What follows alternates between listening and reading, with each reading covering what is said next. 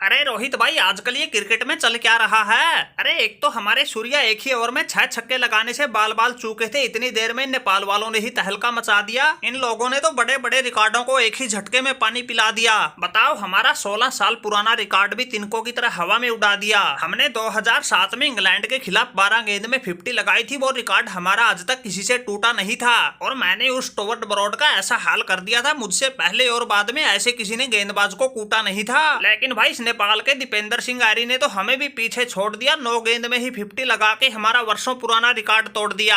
अरे यूवी भाई, ये नेपाल वाले तो मंगोलिया वालों को ऐसा कूट गए, तुम्हारे साथ साथ और भी पता नहीं कितनों के रिकॉर्ड टूट गए। अरे 2017 में हमने श्रीलंका के खिलाफ अपनी पूरी ताकत को झोंका था, सिर्फ 35 गेंद में ही शतक ठोका था। अरे भाई, हमारे साथ साथ डेविड मिलर के नाम भी 35 गेंद में शतक पूरा करने का रिकॉर्ड था। लेकिन भाई, एशियाड गेमों में इस नेपाल के कुशल मल्ला का ऐसा चला बल्ला, इसने 34 गेंद में ही शतक ठोक दिया। हम जैसों के रिकॉर्ड को चुटकियों में उड़ा दिया। T20 मैच में ही स्कोर को 314 तक पहुंचा दिया और हरा के उस मंगोलिया को 273 रन से सबसे बड़ी जीत का रिकॉर्ड भी बना दिया।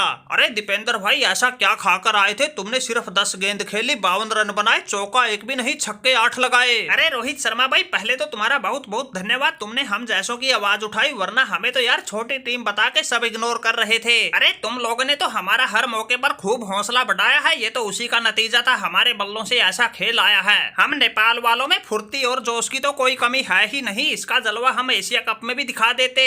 पर वहाँ भाई, एक तो हमने इंटरनेशनल क्रिकेट में डेब्यू किया था, ऊपर से इंडिया पाकिस्तान जैसी तगड़ी टीमों के बीच रगड़े गए, इसलिए तहलका नहीं मचा पाए। अगर हमारा 1-2 मैच किसी बांग्लादेश अफगानिस्तान जैसी टीम के साथ हो जाता, नेपाल की साफत का नाम है, फिर तो बच्चा बच्चा जान जाता।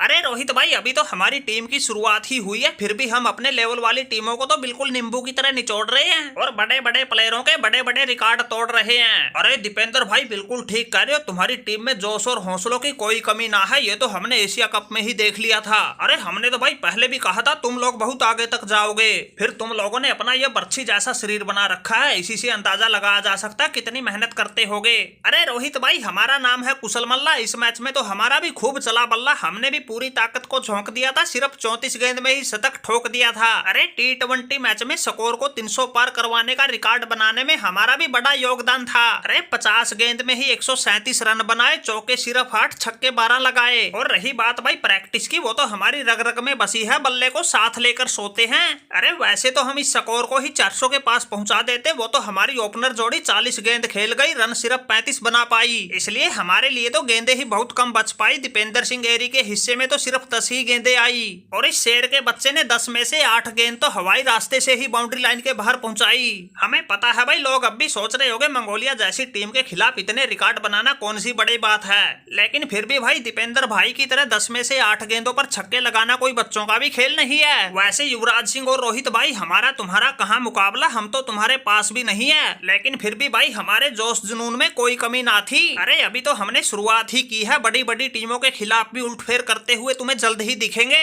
अरे भाई कुशल मल्ला, तुम्हारे सामने हर गेंदबाज हो गया था नल्ला और माना कि तुम्हारा मंगोलिया के खिलाफ चला है बल्ला, लेकिन भाई एशियाड गेमों में क्रिकेट को ICC से मान्यता है, इसलिए हमारे रिकॉर्ड तो पानी पी ही गए। अरे भाई, अब T20 में सबसे बड़ी जीत, सबसे बड़ा स्कोर, सबसे तेज शतक, सबसे तेज अर्धशतक की बात होगी, तुम्हारे ही नाम सामने आएंगे। अरे इनके साथ साथ T20 की एक पारी में सबसे ज्यादा 26 छक्के लगाने का रिकॉर्ड भी तुम नेपाल वालों ने अपने नाम ही कर लिया।